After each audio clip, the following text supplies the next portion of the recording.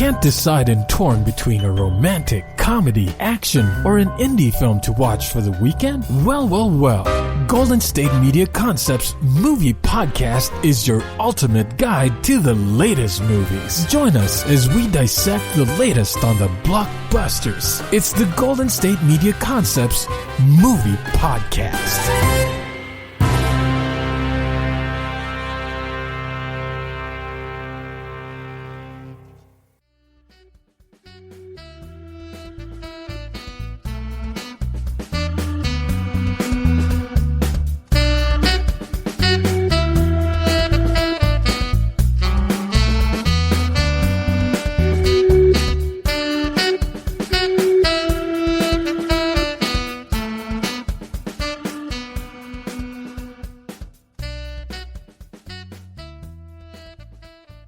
Hello and thank you for tuning into the GSMC Movie Podcast brought to you by the GSMC Podcast Network. I am your host, Davey Peppers, and man, oh man, am I so happy to be here for my very first episode. I'm a big lover of movies, and I'm a big lover of the podcast audio format, and I might have no other marketable skills, so here I am, and here we go. Today we are going to start off with a review of the Disney Plus Premium Access film, Mulan. Then we're going to go and talk about how some films are being released during the COVID-19 crisis, such as Mulan, Tenant, Bill and Ted Face the Music, and a few other case studies.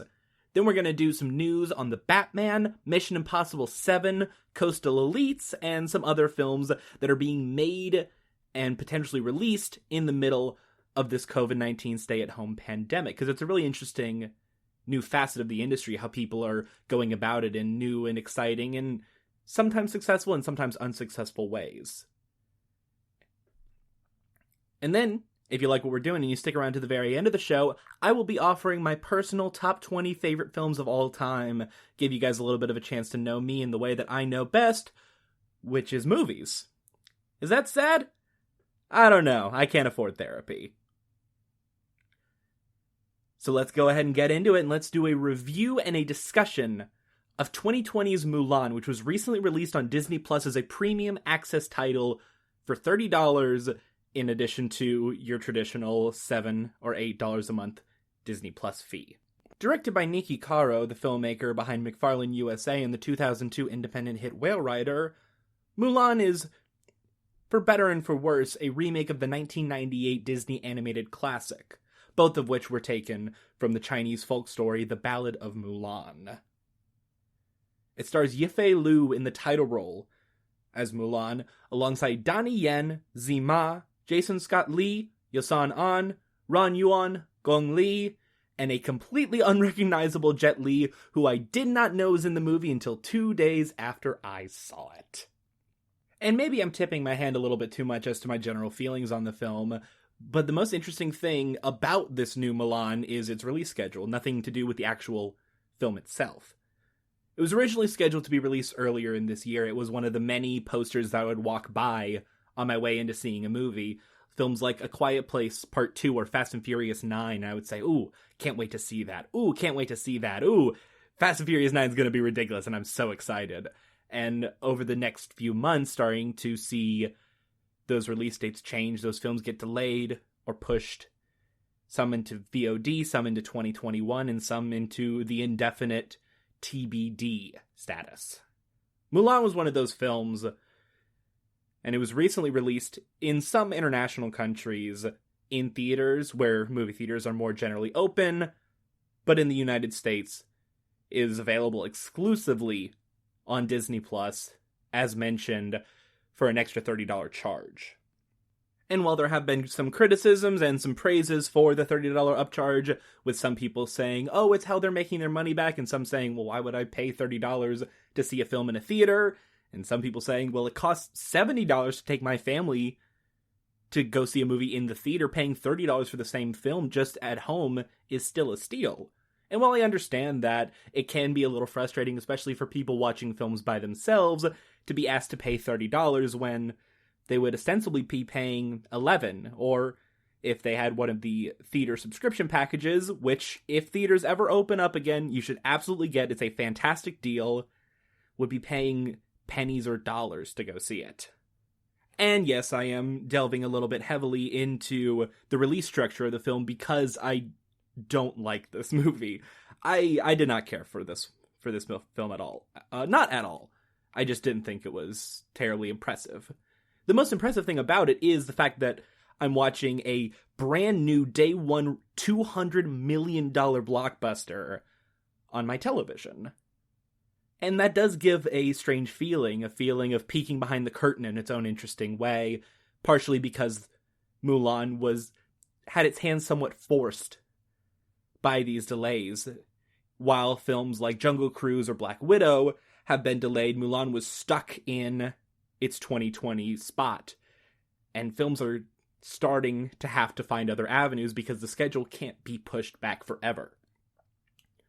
We've already seen on Disney Plus films like Artemis Fowl and The One and Only Ivan that were originally scheduled for a theatrical release get dumped for no extra fee. The Mulan dump with the extra fee, I think, is predominantly because of how much Disney was banking on this as their big non-Marvel movie of this year. Non-Marvel and non-Pixar movie of this year. Which is a bit of a shame because, like a lot of these modern live-action Disney remakes of animated classics, I just think the film is really long and kind of misses the point of the original. Not even talking about necessarily taking out the songs or taking out Mushu or taking out any of the characters that made the original 1998 film come alive and have such a depth to them. There is a self-seriousness to this telling of the Mulan story. And there is a lack of the magic, that perfect blend of Eastern and Western sensibilities that made the 98 film such a classic to so many people, myself included, who grew up watching it and knowing all of the songs. Me and some of my friends, remember when you saw your friends? Me and some of my friends would still, up to months ago, belt out "I'll Make a Man Out of You" at the drop of a hat. Because the song rules. And there are actually a few lines in this movie that are lifted directly from that song. And it just felt so hollow and so callous in a way that, I don't know, I'm probably being harsher on this film than I probably should be. But just like the Lion King remake, or the Dumbo remake, or the Beauty and the Beast remake, these films are trying to make blockbusters out of easily digestible family classics, and I think that there's something wrong with that on an aesthetic and business approach, although I'm clearly wrong. Both Beauty and the Beast and The Lion King made over $1 billion, and I don't have $1 billion. I would like $1 billion. If anyone has $1 billion, please give it to me. But the point is I'm probably wrong, and I know a lot of people that love all of these movies, or some of them, very, very much. But every time a new one of these gets announced, my excitement for them falters bit by bit. Because I don't think these movies understand why my generation loved these original films. I say original, I mean, they're all taken from folktale, but this was how we were introduced to these stories. It was how we found out about the Brothers Grimm or Hans Christian Andersen and all these great stories from across the globe. We found them through vibrancy and through maybe talking down to us a little bit and saying, yeah, give him Eddie Murphy as a dragon, that'll make him listen. And it did make us listen. It made us listen a lot more than this film does. The action scenes that are influenced by Chinese wuxia films like Crouching Tiger, Hidden Dragon, Hero, or House of Flying Daggers are all very pretty to look at and always very exciting for a moment, and then you realize that they've all kind of blended together. The movie is still a Disney film, and not a Marvel or a Star Wars Disney film where it's for everyone. I mean, it's for everyone, but where it's not, its target demographic is no longer in like the 14, 15-year-old range. It is designed to be watched by everyone. It sometimes honestly feels like Disney was trying for a PG rating here as opposed to the PG-13 rating that it got. It doesn't hold itself the same way that the original film did. And not that every remake has to be an exact replica of the original. But there's something so confident and so gleeful and so wondrously silly about the original film that this movie just seems to completely and utterly miss. It is a extremely handsome, extremely vast movie with incredible landscape shots that truly show you the devastation and the intensity. And not a single shot in this film is as powerful as the shot from the animated film of Mulan looking at herself with the makeup on. Even though that scene is done, and that shot is done, as we hear the faint notes of reflection play in the background, like a taunt from the filmmakers that say, "We know you want these songs, but this is the serious Mulan." If you want a serious Mulan, there are a lot of Chinese filmmakers that have been making Mulan films for years and years and years. There has to be something about this that stands out, because those films exist. The 1998 film exists. So what does this movie have other than 30 more minutes on the runtime and a much drabber color palette? It doesn't really have a lot, unfortunately. Which is a shame, because it is such a big deal in how films are being released and being shown, and it's one of the few movies that is making a really big mark in places like the online landscape of talking about movies, because it's such a big deal that so many people are watching it and discussing it. It's one of the few movies that have come out during this crisis that people... It's one of the few movies that has come out during this crisis that people I know outside of my film circles were interested in to watch in the first place. There is capital here. Not just for the name Mulan, but for the name a new Disney film. Although that could always be counteracted by saying, well, people didn't watch Artemis Fowl, and people didn't watch The One and Only Ivan, which is a shame, because The One and Only Ivan is surprisingly really good. Artemis Fowl is not. That movie's terrible. But as people are starved for content and holed up, and for a lot of people still going stir-crazy, we needed a bit of a savior. And this movie it just wasn't it. There's a lot to like about it. The performances are all very standard, if a little too subdued, although I feel like that's more of the tone's fault than the actors themselves. Niki Caro is very good at making things look nice. McFarlane USA is way prettier and way more engaging on a cinematographic level than it has any right to be. And she does good work here. But the script is soulless. It feels like it was churned out in a couple weeks. It doesn't really feel like anybody cared much, which is one of the worst things that you can say about a film like this, because it's supposed to be designed for everyone. Even with that PG-13 rating, you see Mulan, and a lot of parents are going to go, yeah, but we can take our kid to it. It's a Disney film. I mean, that's why there are so many kids in the showing for Star Wars and for Marvel movies, because with that Disney seal of approval, it's saying, even though this is PG-13, this is pretty good for everyone. Like, your 6-year-old can probably watch The Avengers. So a lot of people are going to watch this. Probably not as many as Disney would like. They're going to be recouping their costs on this film for a while, I feel. But I look at a film like Mulan, and I look at the time that we're in, and I think back to myself walking into a theater and looking at the posters and seeing the Mulan poster and saying, man, I hope that'll be one of the good ones, like Pete's Dragon, or the Cinderella remake, I think is quite good. And it didn't happen this time, which is a shame. Because when you have movies this big and this notable, that hold this much cultural capital, I really do always hope that they turn out well. I'm tired of yelling at people to watch obscure movies that they've never heard about, and I want to love and praise a big, huge movie like this. Happened last year with Avengers Endgame. I was stunned how much I loved it. And that feeling is good.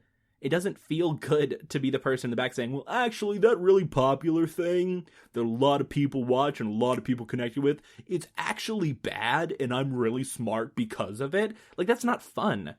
It was fun when I was 14 and I thought I was better than everyone, but it's not fun now. And it brings me truly no pleasure to say that this movie feels just like a dud. It's 2 hours of pretty shots and scorpion kicks. And if you want pretty shots and scorpion kicks, there are 1,000 films by Chinese filmmakers that do this so well and so much better and have so much heart to them. And yes, I know all those films are in Mandarin with English subtitles, but you should watch them anyway. I watched Crouching Tiger, Hidden Dragon when I was probably way too young, and I loved it. And that film taught me the beauty of wuxia as a cinematic storytelling technique. All Mulan taught me was that there are going to be a lot of young people who could learn about the beauty of this subsection of the art form that will probably miss out on it because their imaginations aren't captured in the way that they should be. Mulan's not terrible. It's not worth $30. It's definitely not worth $30 if you're by yourself. It's going to be on regular Disney Plus just with your subscription in a couple months, and if you're still interested, give it a shot, I suppose. I mean, it's just time. It's 2 hours of your life that should probably be spent doing something different, but there are worse ways to go. There are worse Disney Plus films to go. There are worse Disney Plus remakes of animated classics to go, like Lady and the Tramp. But for a company this big, and for a movie this big, the most expensive film ever made by a female director at $200 million, you would think that they would make something a little more exciting. Or at least I do, and I want them to. I want to have hope that these films can be better, can be weirder, can be more personal. And I think there's a possibility that happens once Disney runs out of their classics to remake. But until then, I have a sinking feeling that we are going to get a lot more films like Mulan. Mulan 2020 gets 2.5 out of 5 stars. And now after the break, we're going to have a little discussion on how films are being released in the middle of this COVID-19 crisis. We're going to talk a bit about Mulan, but since we just discussed that, we're going to focus more on films like Tenant, Bill and Ted's Face the Music, and Palm Springs. See you then. Want to know the latest and hottest music hitting the airwaves? Don't be left out. Listen to the Golden State Media Concepts Music Podcast. It keeps you on the loop with everything you need to know from pop, rock, hip-hop, and the top 40. And we'll throw in news of your favorite artists, concert and tour dates, and so much more. Listen no further, because this is the gold standard in music podcast.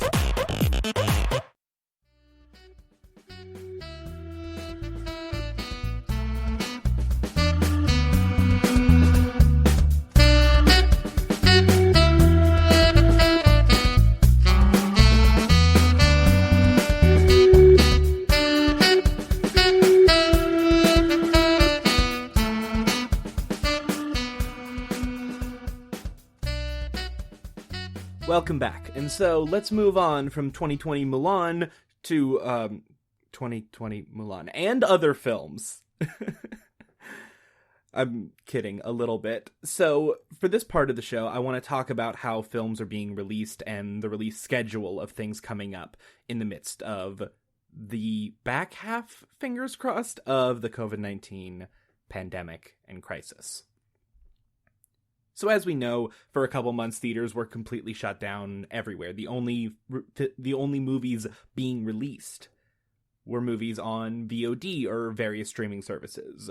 But now that restrictions are starting to lift and people are starting to feel more comfortable going out, a lot of theaters are opening up, if for no other reason than to make enough money to pay their rents and to stay alive, which is honestly understandable.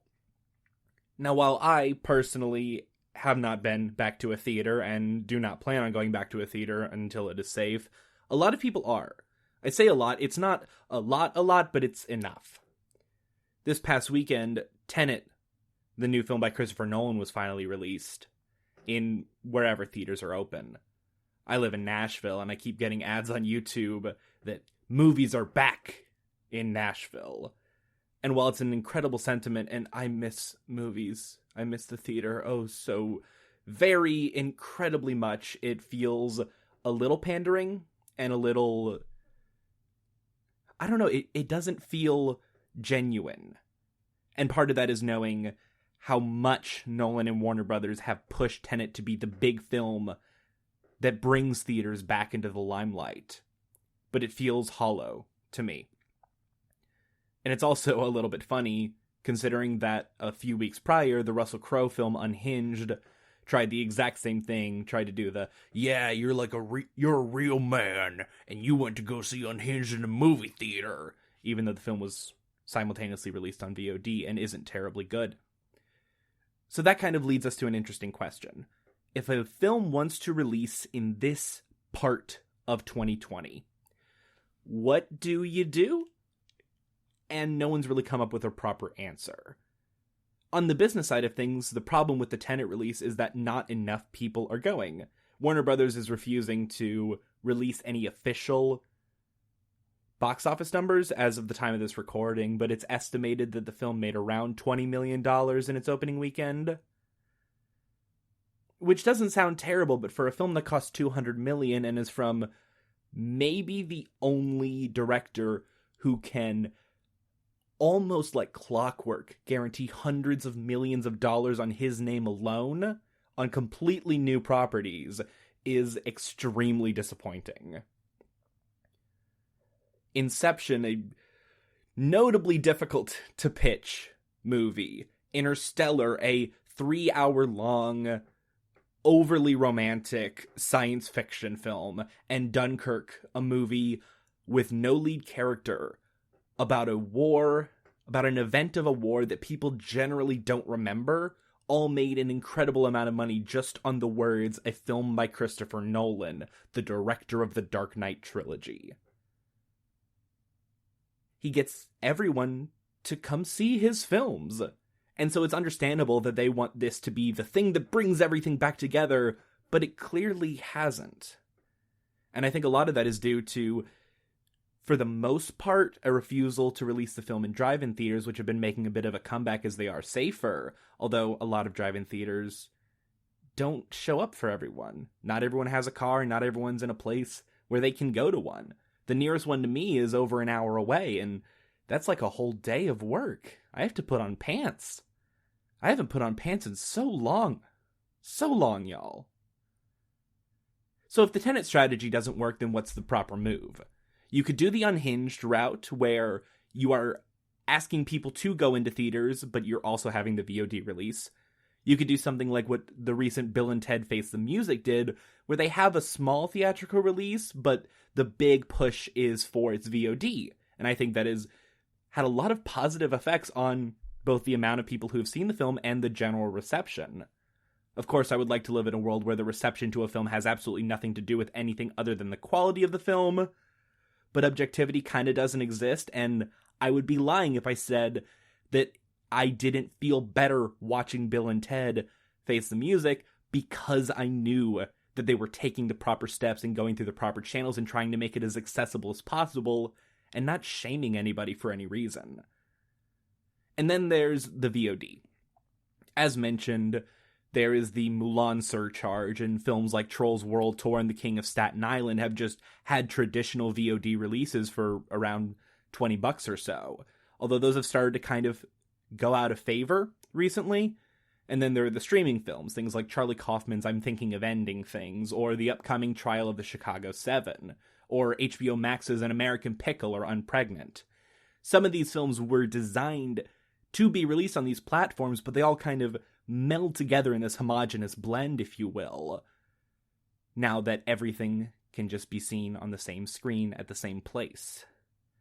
And there's something really interesting about that. A film like Trial of the Chicago 7, a huge Oscar candidate has the exact same amount of cultural capital as Project Power. There isn't the distinction anymore between the big movie that is on Netflix and the Netflix original movie, which unfortunately a lot of people, and I am extremely guilty of this from time to time, see as a lesser experience. So looking at all of this data and all of these names being thrown out, what is the right answer? And I don't know if there is one. I don't think there is.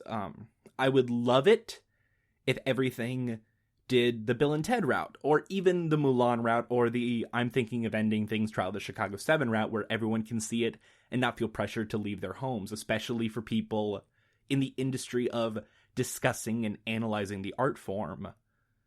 A lot of critics have refused to see or review Tenet because there aren't any digital screeners being sent out. Sure, there are the socially distanced critic screeners, but a lot of people still do not feel comfortable leaving their homes, especially in bigger and more crowded cities. How do you expect people to want to review and give any sort of online attention to your film, positive or negative, if in order to see it they have to compromise their safety? I don't know. And clearly Warner Brothers doesn't know either. Over the past couple days after the Tenet box office figures that have not been released to us came through, they moved Wonder Woman 1984 back to Christmas, and there are a lot of rumors that Denis Villeneuve's Dune, which just had its trailer drop and looks oh so incredible, there are a lot of rumors that that's going to be pushed into 2021. Warner Brothers is clearly feeling, not necessarily feeling the heat, but feeling the lack of a heat from the Tenet release that they thought that they would have. And I am empathetic. I truly am empathetic to those decisions that need to be made. Because not every film can sustain itself on VOD. Not every film can sustain itself on a streaming platform. That's why Mulan has the $30 upcharge. But when I think about these films, when I think about Tenet, Unhinged, Bill and Ted, and I completely forgot it, just like Disney, New Mutants, it is hard to see a right answer in the midst. There is the extremely consumer-friendly answer, which is put everything on Netflix. Everyone has Netflix, and at least your film gets seen. There's the business angle. Well, you gotta make sure people don't torrent it, or watch through other illicit means, so you have to release it exclusively in theaters because this is the big thing. But what if someone gets sick whilst watching Tenet? What if someone gets sick whilst watching Wonder Woman 1984? What if someone gets sick watching blah, blah, blah, blah, blah? I'm not a business major. I'm a guy with a microphone who likes to talk about movies too much. But it does give me a little bit of pause thinking about the releases of these films. And it gives me pause knowing that if I were a few years younger, I don't know if I would be self-aware enough to not have rushed to the theater the minute the Tenet was playing. Because it's playing in an IMAX theater. Like, not a fake IMAX, like a real huge IMAX. 30 minutes from me. And every day there's a little piece in my head that says, even if you don't like it, you're going back to the movies. You can wear a mask. You can sit away from people. You got this. You'll be safe. You're young. You're healthy. You're not immunocompromised in any way. Go see the movie. Go see it. And every day you gotta fight, at least I have to fight that little piece of it. I like that movies are back, but I don't like that movies are back more than I like my safety. And I'm very afraid of what people are going to do as more and more films reach the threshold of we can't release this on streaming. Mulan didn't make enough. Bill and Ted didn't make enough. Unhinged, yada yada yada. These films are not pulling in crazy numbers. I think everyone wanted to do something similar to what Trolls World Tour did, but a lot of that was just the novelty of having a theatrical release in your home. And that's why that film broke numbers. Also is for families. It confuses and concerns me. And I don't entirely have an answer or even a positive way to finish out this segment. I'm sorry to say that this has not been an upper part of this episode. The next two pieces, well, the fourth piece will be an upper, I promise you that much. But I don't know. I don't know if I was in the room with Warner Brothers. First off, I'd have a lot of thoughts for them about their DCEU. But if I was in the room with Warner Brothers, what would I even say? Delay? I mean, yeah, but eventually you're going to hit a wall. There are movies that are in the pipeline that haven't even been announced yet. Do we just push everything back? When does it start to clog up? And is this the thing that brings us to the horrible future that a lot of people have been seeing over the horizon, where every single week is another giant blockbuster, another huge movie that dominates the cultural conversation for a week and then fades away into nothingness? The pipeline is already starting to get clogged. And it's weird looking at it. Looking at Black Widow, Wonder Woman 1984, Dune, these huge movies that are coming out ostensibly by the end of 2020. I don't know. I know a lot of people are saying I don't know right now, and about much more important things than movies where Robert Pattinson doesn't time travel, but like in movies where Robert Pattinson inverts time, or John David Washington inverts time. I don't know. But I care probably way too much about film release schedules. I look at them constantly and analyze them as best as I can. And I don't see a pattern, and I don't see an answer. For the first time in my life, I don't see anything resembling an answer. And I have no idea what that's going to do to the state of the film industry. I have no idea what that's going to do to small films that have to take the streaming deals because they have no other place to go. Because people aren't going to shell out $20 to see a completely untested idea with a completely random cast in the comfort of their own home. I mean, heck, The King of Staten Island, a Judd Apatow film starring and basically about Pete Davidson, one of the hottest up-and-coming people in the comedy scene, barely made any waves. I know a lot of people who saw it, but outside of my film circles, I don't know anyone who really saw it or even cared. Part of that is definitely due to the fact that the movie is 2.5 hours long, but the movie's good. I think it's a good movie. But it doesn't have the splash that even Trainwreck had a few years earlier, with the exact same combination of Judd Apatow and a up-and-coming powerhouse of the comedy scene with Amy Schumer at the time. Yeah, I just don't know. On the plus side, we're getting a lot of very weird things. Palm Springs came out a few months ago, and that movie is exceptional.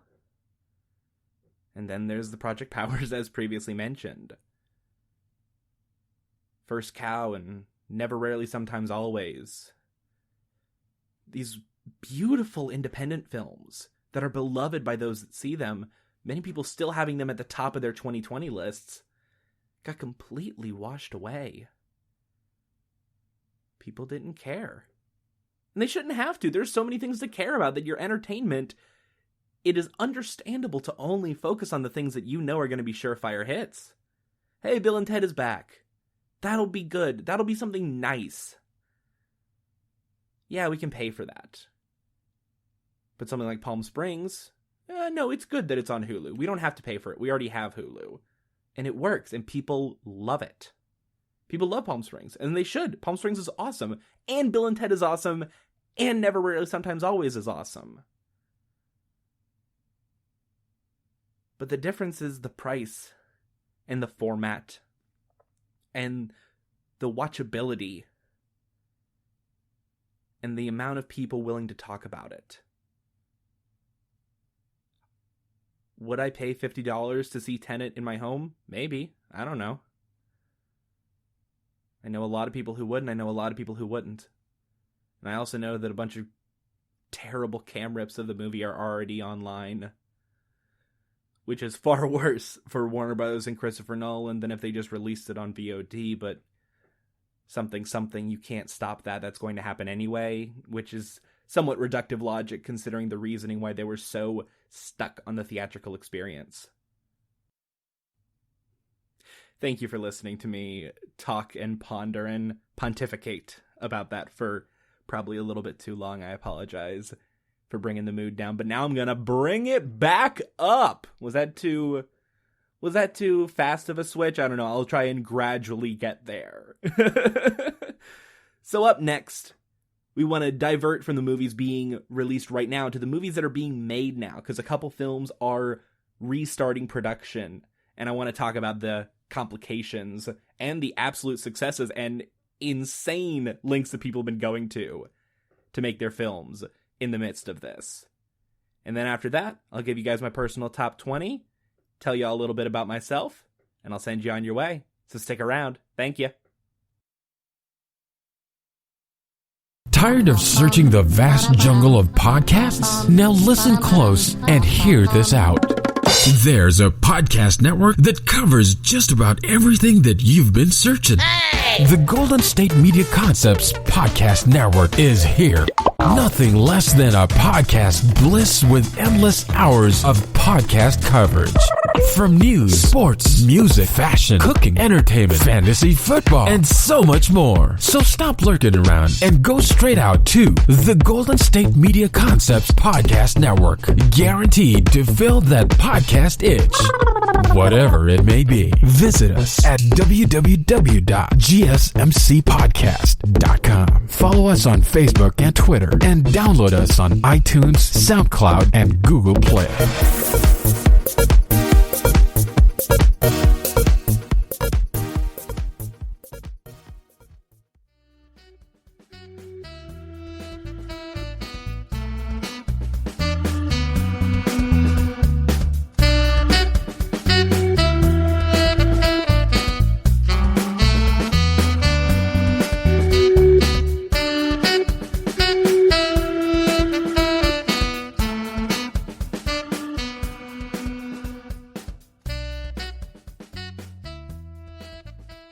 And we're back.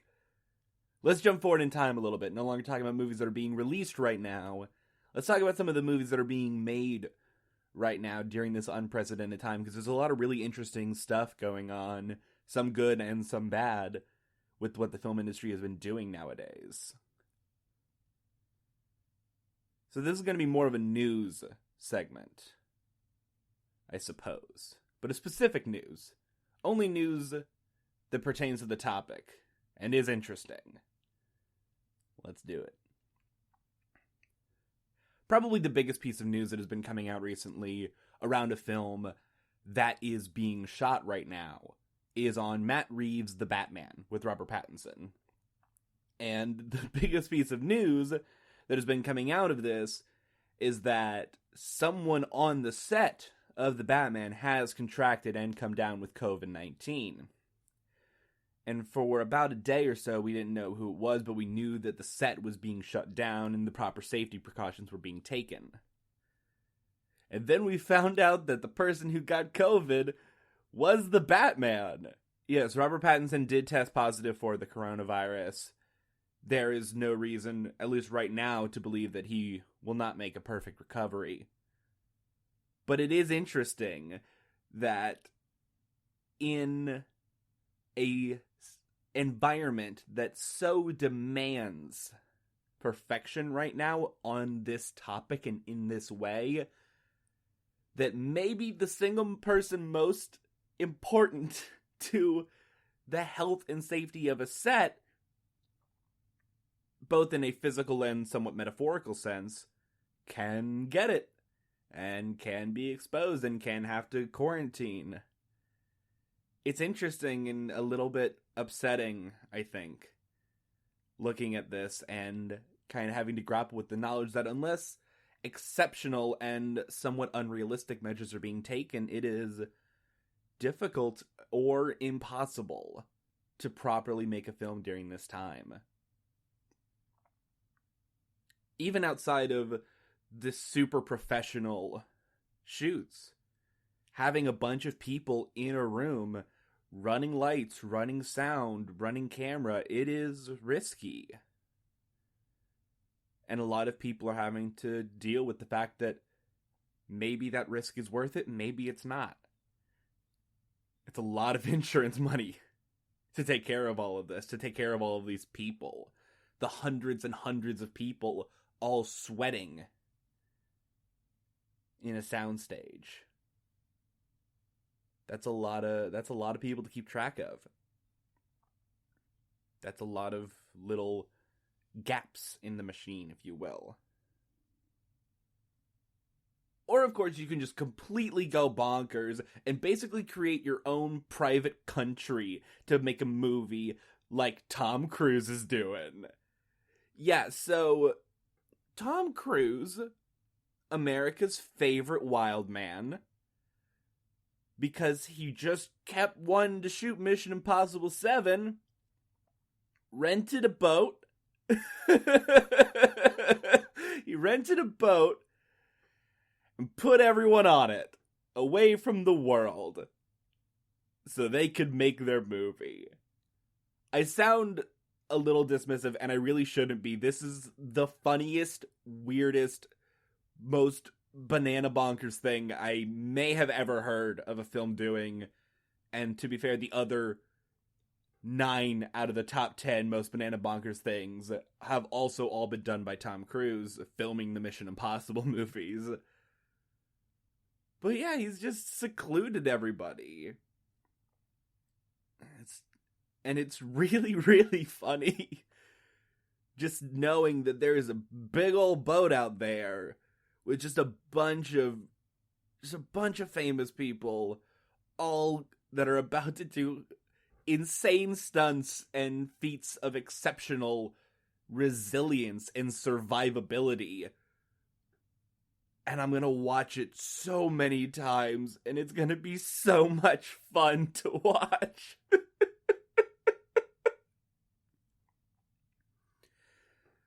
I know that not every film can have the Cruise Cruise, because the Cruise Cruise is special and can't be tainted by other films that aren't a Tom Cruise production.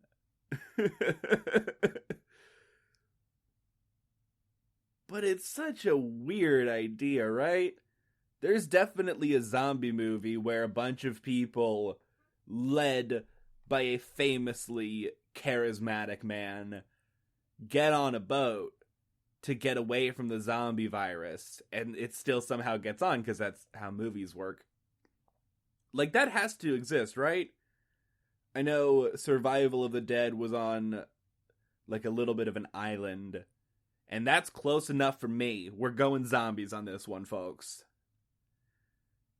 But it can't all be the Batman cautionary tales and the soaring, weird heights of Mission Impossible 7. There's still a lot of independent film that is really struggling right now. And people are looking for work and trying to figure out a way to say something or to do something about the time that we're in. And I can empathize with that, and I can understand how stressful and confusing that can really be. And so, as independent filmmakers are wont to do, they've gotten creative and they've gotten weird. So the film I want to talk about next just came out on HBO on the 12th. It's called Coastal Elites. And it's not particularly good, but that's not really the point. The point is that it is a movie entirely composed of 5 monologues just to camera, of different characters talking on their computer to somebody. It's 5 actors: Bette Midler, Sarah Paulson, Caitlin Dever, Dan Levy, and Issa Rae.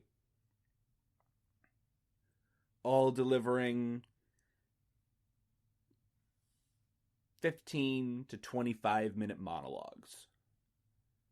For the most part, unbroken takes. The movie was filmed in the midst of the pandemic. They used all the proper guidelines, distance, and all that. And it's truly interesting watching this movie, if for no other reason than, yeah, someone did it. Someone pulled it off. Someone made a film about this time in this time. And we can talk at a later date about if making a film about something whilst we're still in the middle of it is necessarily a good idea. I don't think that it is. But there's a lot of really interesting ideas that come up, at least for me, when I watch a film like Coastal Elites. And the most sobering one of those is this? How many more of these are we going to see?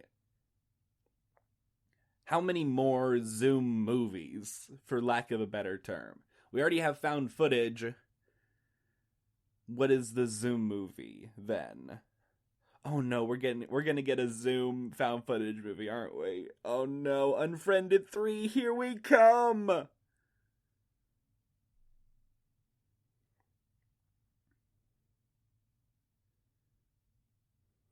I shouldn't be negative, because it is impressive and almost a bit of a rally cry to see movie stars in any capacity on the screen again and doing what they do best. But this isn't what we want, right? Monologues, kind of the sanitary, cold, clinical, just kind of empty. And maybe that's the point of a film like Coastal Elites. Maybe that's its secret genius, is this idea that creating a film in this time is so different. Because, I mean, it is different. It has to be different. It does have to be different. There's nothing else that we can really deal with at this point. Which is interesting and exciting and mortifying. And I don't really know. I don't know what this is going to do.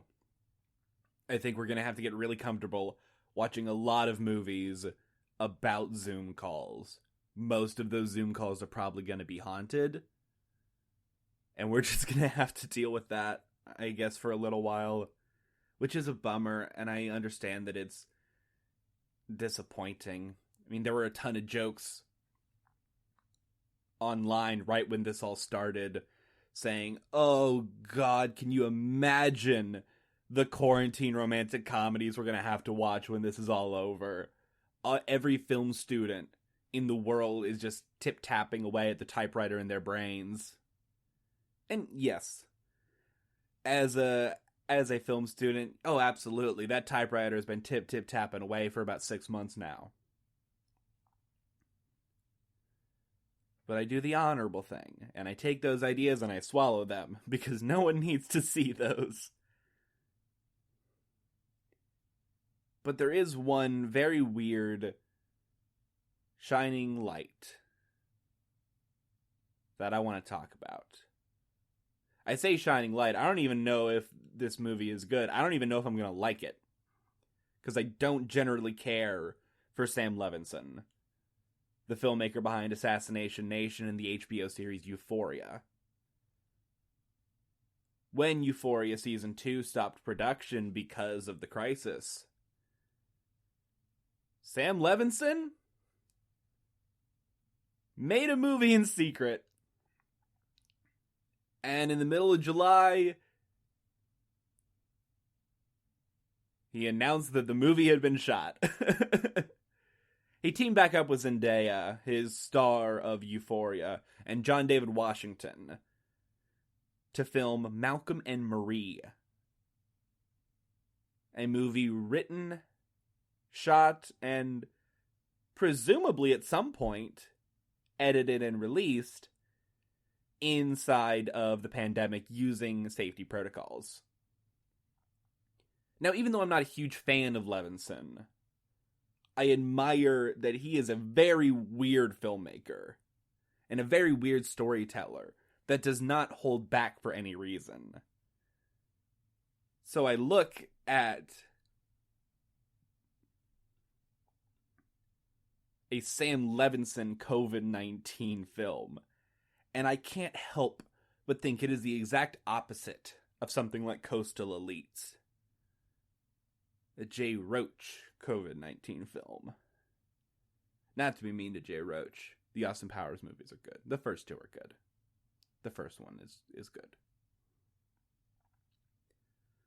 But there is a vibrancy to everything Levinson has done so far that makes me extremely excited what he's going to do with these restrictions. And maybe I'm putting too much faith in the work of one man, and that it's going to come back around and bite me. It would not be the first time that has happened, and it won't be the last time that it happens. But we're going to see more of these. We're going to see more stories being crafted under these conditions that hopefully have nothing to do with this. And hopefully everyone can stay safe, and hopefully nothing negative can come of the experience of crafting a film. Because just because not everyone can afford the cruise doesn't mean that they don't have things to say. And as more news stories come out, I'm sure we'll be taking a look at them in the future. And up next, I'm going to tell y'all a little bit about me. I'm going to run through my top 20 films of all time. And I'm going to tell you guys why I love them so much. Hopefully y'all can learn a little bit more about me, who I am, through the films that I hold oh so dear to my heart. Thank you.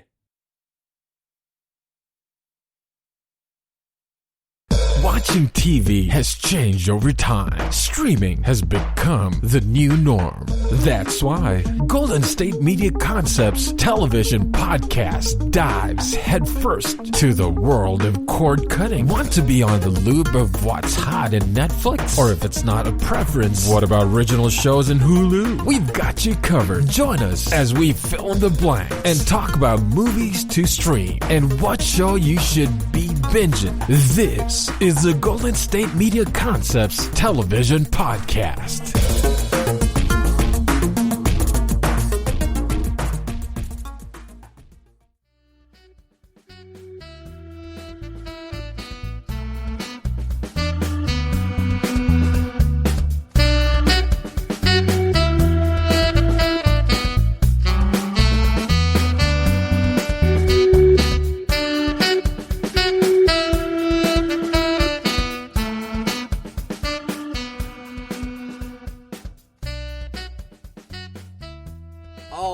This is the thing I've been waiting the entire show to do.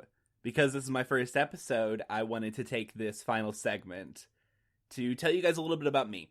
And as mentioned previously, the best way to learn anything about me is by the films that I love. I love a lot of movies. I even have a curated and crafted top 50 films list. Because I have compulsions. But I'm not going to bore you with 30 of those films. I'm just going to bore you with the top 20. Because I think if anything can show what kind of person I am and what kind of film lover I am, it would hopefully be somewhere in the cracks of these 20 films that show what I have to offer. And hopefully you can listen to this and say, oh, I've never heard of that movie, or, oh, I've been meaning to watch that forever. And maybe you'll find something that really speaks to you and that you love. Maybe you'll find a new favorite film. That would be the best thing in the world to me, if something I love can get shared and become something that you love. Again, forgive the pretensions. So we're going to start off with number 20 out of 20. Alfred Hitchcock's Strangers on a Train. This is my favorite Hitchcock movie, which seems somewhat blasphemous in film circles. I could be talking about Vertigo, or Psycho, or Rear Window, or The Birds, or nope! I'm talking about the one from 1950 that nobody really thinks is all that great. Not that people dislike this movie. It's based off a Patricia Highsmith novel. The movie rules. But it's never seen as one of the prestige Hitchcock films. It's one of his earlier, pulpier movies. And that's what works so well about it. For those that don't know, Strangers on a Train is the story of two men who meet randomly on a train. And one of them says to the other, hey, I've got a problem with my mother. You have a problem with your wife. I'll kill your wife if you kill my mother. Because they can't track that. Because we don't have any connection. And the horrifying and bonkers things that happen because of it. The movie has a climax underneath a live Ferris wheel, which is extremely dangerous and should never have happened, but I would be lying if I said it's not fantastic to watch. I'm glad no one got hurt, but it is great to watch. It's my personal favorite Hitchcock movie. It is so much fun. The performances are so campy and filled with energy. It is just a delightful, odd little movie that I think deserves more love and to be talked about with more prestige than it is. And now we're going on to number 19. There Will Be Blood. 2007, written and directed by Paul Thomas Anderson. Loosely, and I mean as loose as can be, adapted from Upton Sinclair's novel Oil. There Will Be Blood tells the story of Daniel Plainview, an oil man in the past, who grapples with a priest, played by Paul Dano, and the ever-changing Americana landscape. This is a movie that oppresses and crushes you. And it's delightfully bleak and grandiose as it does it. The movie feels alive with every shot, every pump of the oil thing, like a heartbeat of a dying America. Sure, it's long, sure, it's slow, sure, not a ton happens in the film. But it is exhilarating. And it keeps your eyes glued to Daniel Day-Lewis's performance. Maybe his best performance ever. And that's saying something, because, you know, he's kind of known for being, like, one of the greatest actors of all time. So that probably, like, means something. I suppose. The movie rules, and it should have won Best Picture in 2007 over No Country for Old Men, which I think is a fine movie. Like, it's okay. But There Will Be Blood it's so much better than fine. It's like super fine. Next, we're going to go to another 2007 gem, Persepolis, co-directed and based on the graphic novel by Marjane Satrapi, telling the story of her life as a young woman in Iran in the late 20th century. It's a powerful, mostly black and white animated film that shows just how unique and weird animation can still be in the age of these multi-million-dollar Pixar and DreamWorks blockbusters. It's an intimate, weird, obsessively honest movie that brings me to tears. It's a lovely, lovely film, so human and so honest in a way that drawings that are slightly inhuman can truly, truly be. I don't have a ton intelligent to say about the movie. The movie has a lot to say about Iranian culture in this time and what it means to be a young woman. And I am neither a young woman nor Iranian, and I am not animated, and I do not have the ability to speak as eloquently on this film as I wish that I could. All I can say is I implore you to watch it. Then for number 17, we're going to go to City Lights, my personal favorite Charlie Chaplin film, my personal favorite silent film. It's a beautiful romantic comedy about Chaplin's tramp who falls in love with a blind girl.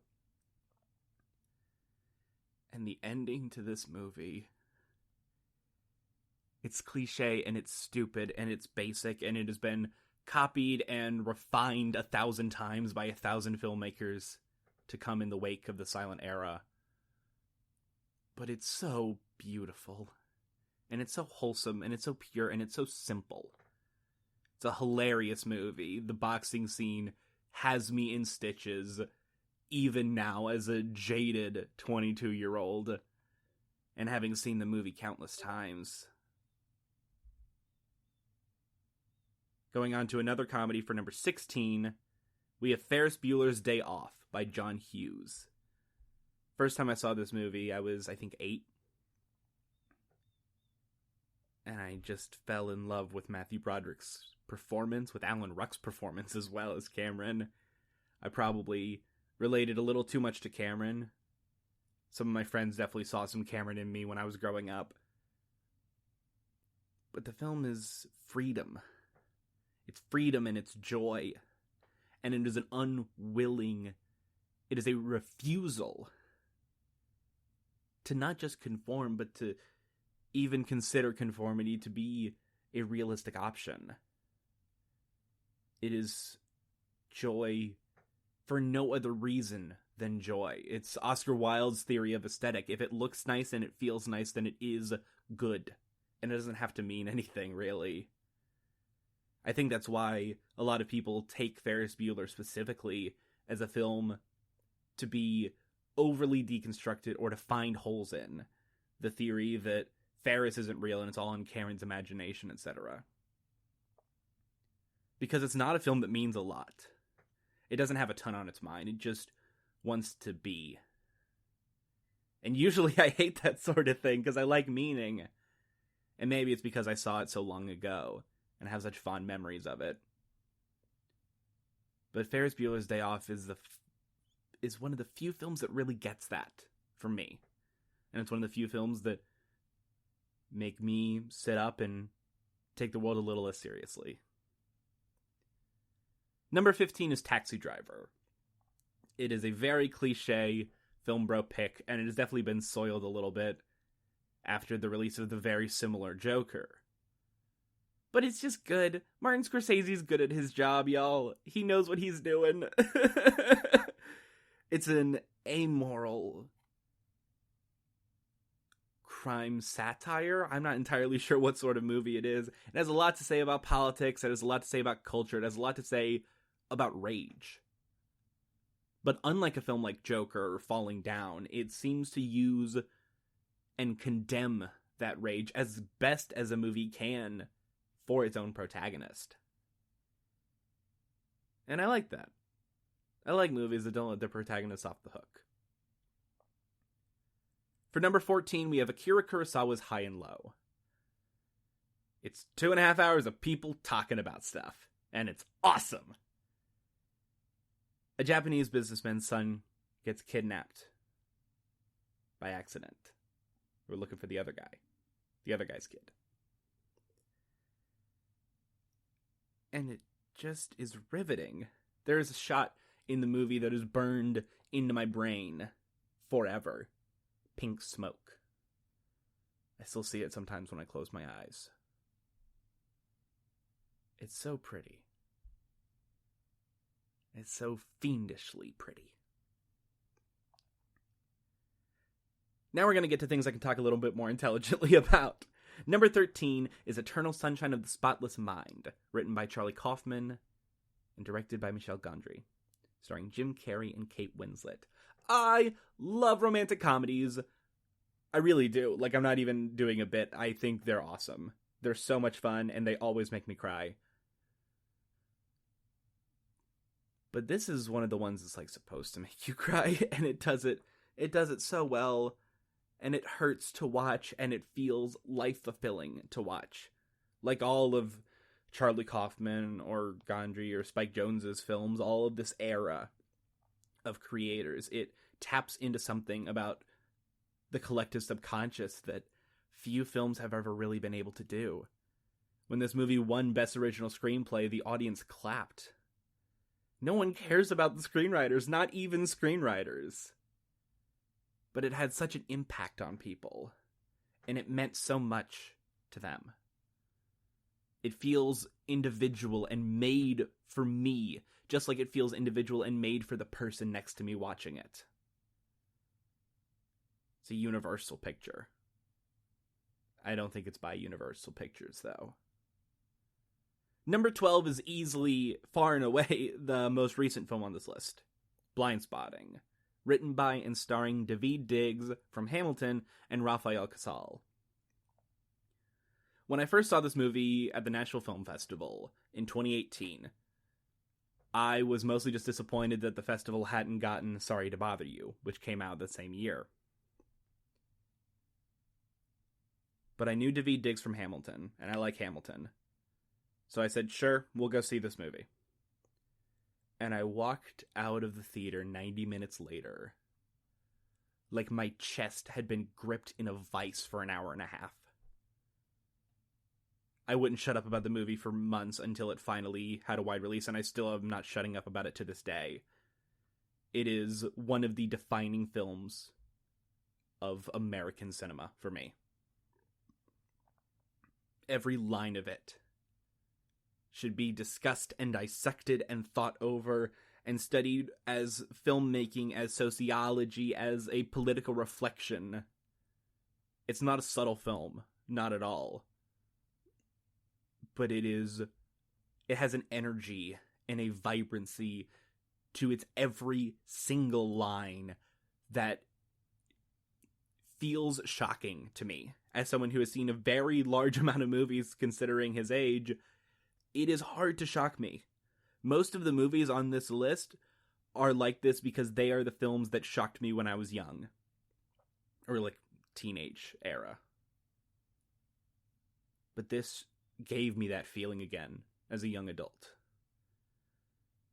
And that is the highest praise I can give to anything.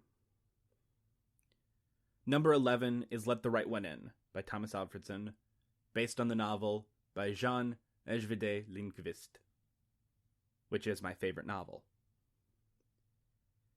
It's Swedish, and it's dark, and it's sad as all hell, but it's real good. I mean, they're all real good. How do you properly describe your 20 favorite films of all time without repeating your words a little bit? It's spooky, and it works. The novel's, like, really messed up, though. I read it way too young. Like, it's an incredible book, and I highly recommend it. But the film, the Swedish film, already needs, like, a bit of a trigger warning. The book very much needs one. It is a lot. Lindqvist does not mess around. Number 10 is Eyes Without a Face. A French horror film about a young woman with no face and the doctor who is trying to reconstruct her a face out of the faces of other people. It's tense, and it is so gothic and so black and white and so very French. And some of the images still get under my skin when I think about them. It's a special, special movie. Because as much as I love horror films, they usually hit that point for me of, this is really good and I really, really like it, but it doesn't stick in my brain very much. Outside of a film like Hereditary, where it's mostly the trauma of seeing it sticking in my brain. But the beautiful horror movies, those rare things that scare and enlighten me in the same way, in the same breath. Film like the original Halloween. That's what Eyes Without a Face does. It is my favorite horror movie of all time. Number 9 is a sadness simulator, Grave of the Fireflies. I have younger siblings, and watching this movie makes me want to hug them and never let them go out into the world. And the less we talk about it, the less likely I am to start crying. Number 8 is Spirited Away. Another Ghibli film after Grave of the Fireflies. Hayao Miyazaki's movie is what it feels like to be a child. It is magic and fear. It is possibility and restriction. It is another film that shows the incredible depths that animation can go to and what it can tell us about ourselves that seeing people that look exactly like us on screen cannot. Number 7 is The Godfather. It's The Godfather. It's a very good movie. It is generally agreed upon to be a very good movie. I have nothing interesting to say about The Godfather. Number 6 is Battle Royale. Oh, I love this movie as a kid. Not as a kid, but like a preteen. Still, again, too young. So many people die in this movie. It's bloody, and it's fantastic. The original put a bunch of people in a room and one of them gets to leave movie. Based on the novel of the same name. There are so many structural things that don't really work about Battle Royale. But just as a cavalcade of tension and death and discussions on what people would do in this scenario. There's a reason that the Battle Royale game and genre has become so big. Because this idea captures people in a very weird and specific way. Where they have to wonder, would my friends do that? Would my family do that? Would I do that? And I think it's a testament to how solid this film is, that it is still the baseline for these sorts of things. Fortnite is a battle royale game. And sure, that term has become ubiquitous now, but it is a battle royale game. Imagine a game being like, yeah, this game's really good. This game's like a taxi driver game. That doesn't mean anything. What is that? A battle royale game. A battle royale story. It's a movie so powerful that its name has outlived itself. You should do yourself a favor and watch it. It's Gonzo and it's awesome. Number 5 is another sad boy hour. Synecdoche, New York, written and directed by Charlie Kaufman. Starring Philip Seymour Hoffman. May he rest in peace, and may he be remembered for his incredible performances, such as this one as Caden Cotard. This movie makes me feel so many feelings about dying and about existentialism, and no one wants to hear me talk about that. So the movie's really, really great and super meta, and a lot of people that I love and respect absolutely hate it, but it is everything I could want from a film like this. Number 4 is the 1972 version of Solaris, directed by Andrei Tarkovsky. If I had to pick a best film that I've ever seen, this would be it. It is long, it is slow, it is very Russian, and very cold. But it is what film feels like to me.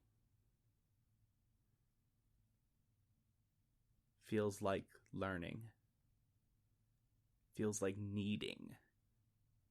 It feels like having that need met and realizing that you needed even more and more and more. The ravenous hunger that I feel watching a movie is represented in Solaris. And that's the best compliment that I can give to a film like that. Number 3 is Pan's Labyrinth by Guillermo del Toro. I like fantasy movies, and it's similar to Spirited Away in its own way. Those films are actually really similar now that I think about it. It's horrifying, and it is beautiful, and it is whimsical, and it is a shame. It's a darn shame that that movie is rated R. Because, like, I know that, like, it's gross and people die and it's nasty and they say the F word a couple times and, like, that's not terribly child appropriate. But the movie is, just like Spirited Away, the movie feels like childhood. It is scary and it is possibilities. Ugh. I don't know. If your kid is cool, like, show it to your kid. Because it is... Or maybe hold it off, because I saw it when I was a teenager and it reminded me of being a child, and maybe that's why I fell in love with it so much. I don't know. I'm not very good at reviewing the movies that make me who I am I? Number 2 is Fight Club. It's an extremely funny movie with a lot of great performances and a lot of ideas in its head. Probably too many ideas for its own good. But I just really like it. It's a clever, clever little movie, and I notice new things every single time I watch it. I rewatched it recently in a theater. I remember theaters. And it holds up as well, if not better now, than it did. And I presume in 1999, I was 1 when that movie came out. I didn't watch it in 1999. The movie is good. Everyone knows that the movie's good. Every dorm room in the world knows that Fight Club is good. But I do think it has more meat on its bones than a lot of people give it credit for, because so many people have flocked to it. So take with that what you will. Number 1, my favorite film of all time, is Scott Pilgrim vs. the World. I'm 12 years old. It is August 12th, 2010. It's the last Friday before school lets in. For my 7th grade year. My dad says, yeah, we can go to the theater tonight to see the midnight showing of this weird video game comic book Michael Cera movie that I've been watching the trailer for months. We go see it. And within the first couple seconds, you hear the 8-bit version of the Universal Studios theme. Bum,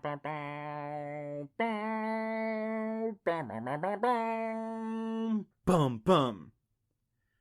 And in my head I went, yep, this is the greatest movie ever made. And it was.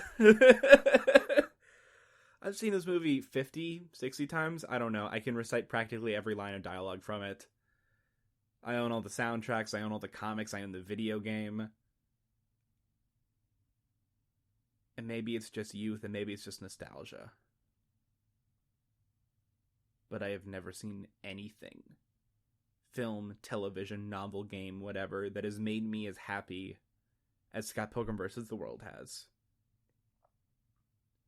The film just celebrated its 10th anniversary, and they had a read-through of the script with most of the cast. Feels like coming home. Still, after all this time, watching that movie again, or just even watching clips of it on YouTube when I'm sad, it feels like coming home. And it feels more important now that I am the same age as Scott. I'm 22. 22. It means a lot to me. And I don't understand when people don't like it. That is one of my big character flaws. So that's me.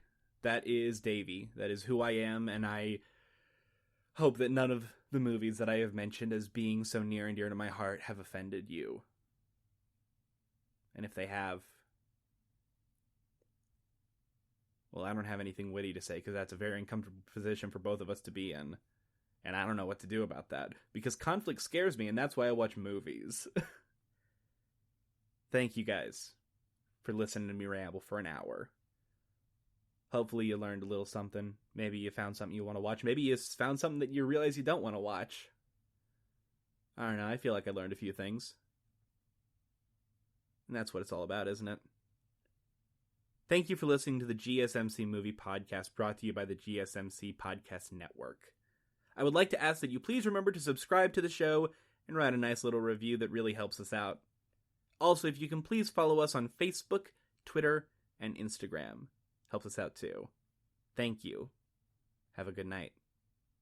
You've been listening to the Golden State Media Concepts Movie Podcast, part of the Golden State Media Concepts Podcast Network. You can find this show and others like it at www.gsmcpodcast.com. Download our podcast on iTunes, Stitcher, SoundCloud, and Google Play. Just type in GSMC to find all the shows from the Golden State Media Concepts Podcast Network, from movies to music, from sports to entertainment, and even weird news. You can also follow us on Twitter and on Facebook. Thank you, and we hope you have enjoyed today's program.